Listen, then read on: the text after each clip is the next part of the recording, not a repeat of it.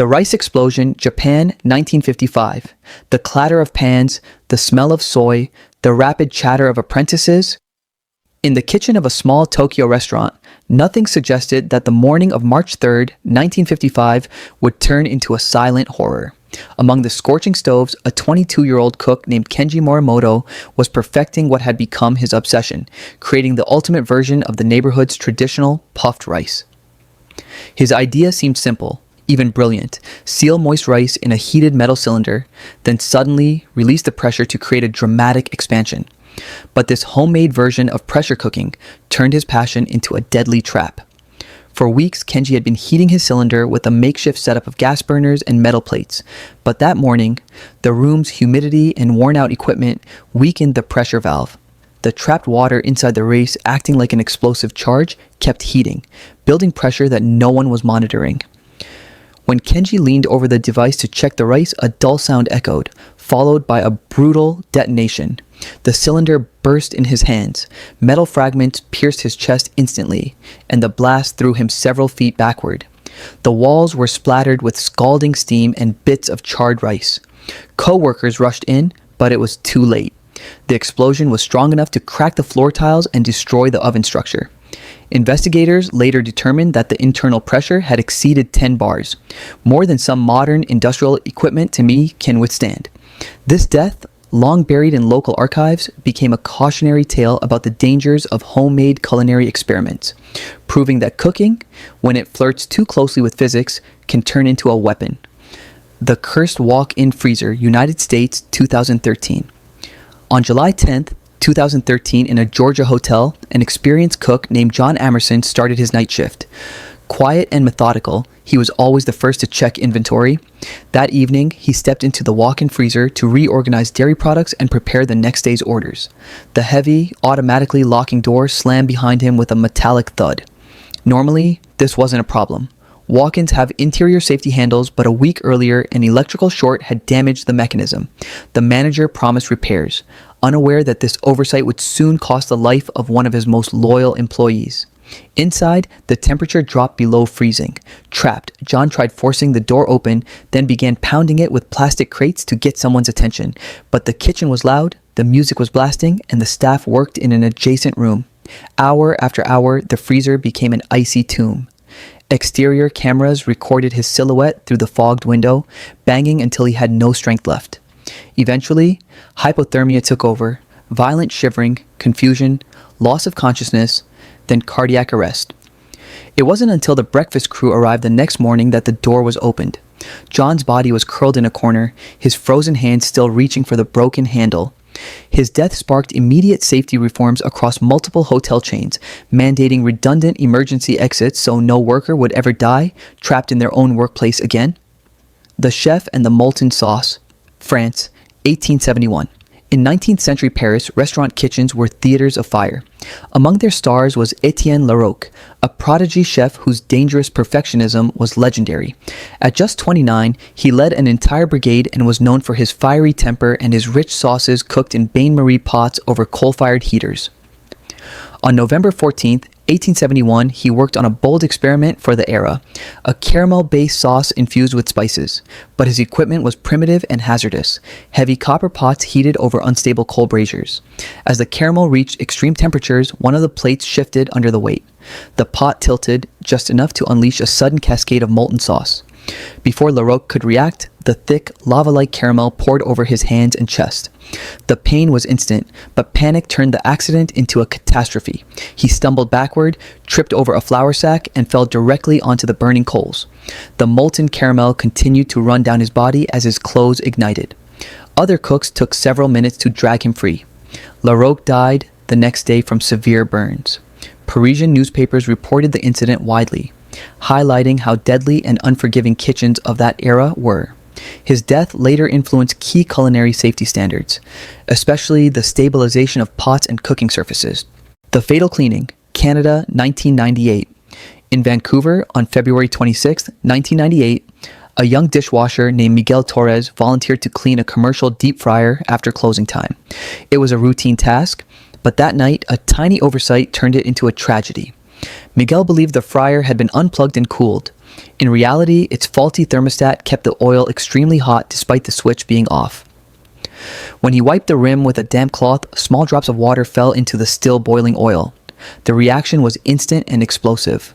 Water trapped under the oil expanded into a massive steam bubble, launching a column of scalding oil straight upward. Miguel took the full blast to his face and torso.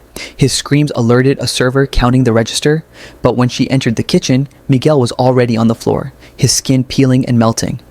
The boiling oil had caused third-degree burns over 70% of his body.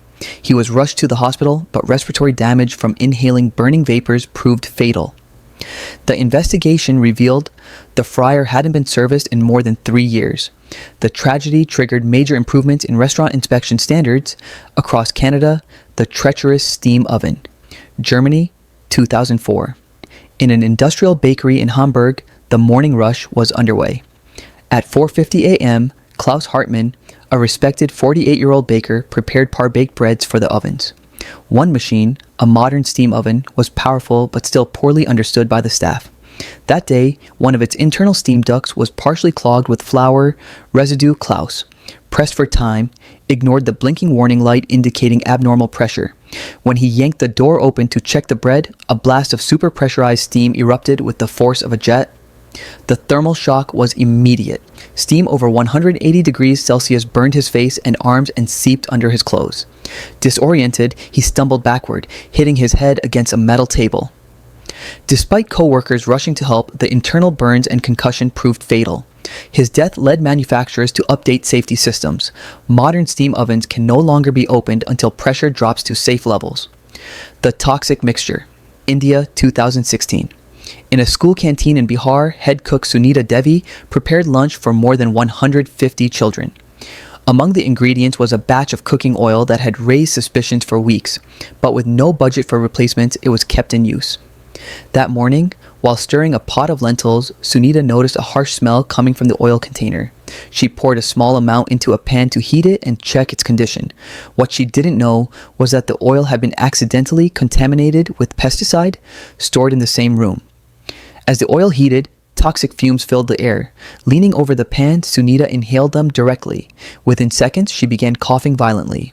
Within a minute, she collapsed. Colleagues rushed her to the hospital, but the poison had already ravaged her lungs and nervous system. The tragedy triggered a national investigation, exposing disastrous storage conditions in many Indian schools. The rotating knives, China, 2021. In a food processing plant in Guangzhou, the most feared machine was known as the butterfly slicer, a massive device equipped with rotating blades designed to cut vegetables and meat at terrifying speed. That morning, 32-year-old Li Zheng was assigned to a quick cleaning before production resumed. The procedure was perfectly clear, except someone had forgotten to remove the safety key that prevented automatic activation.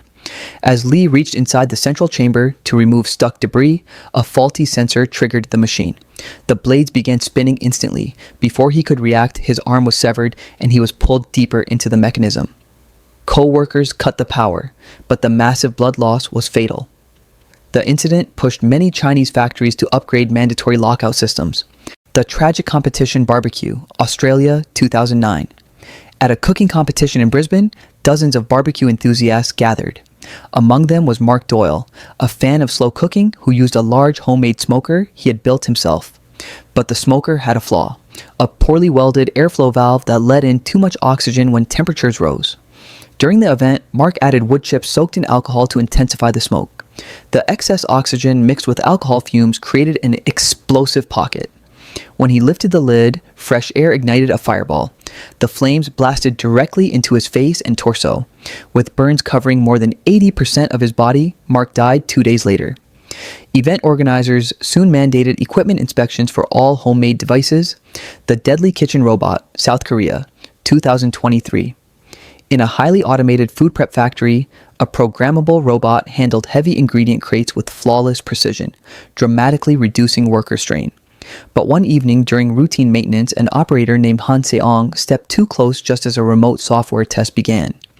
Receiving a faulty command, the robot mistook Han for a crate.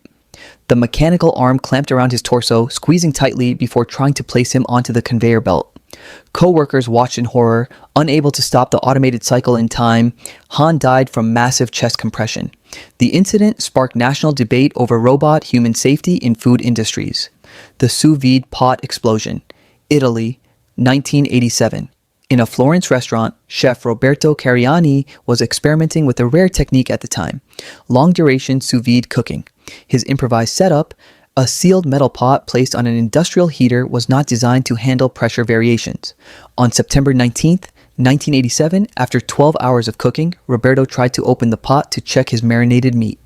His assistants warned him to wait for pressure to drop, but rushing to prepare the dinner service, he forced the lid. Pressure exploded outward. The lid shot upward like a projectile, smashing into his jaw. While boiling water, grease, and meat erupted like a geyser, Roberto was thrown against the wall and later died from severe burns and head trauma. His death became one of Italy's earliest documented sous-vide-related fatalities. If you enjoyed this video, subscribe to see more similar ones and feel free to leave suggestions for the next video in the comments.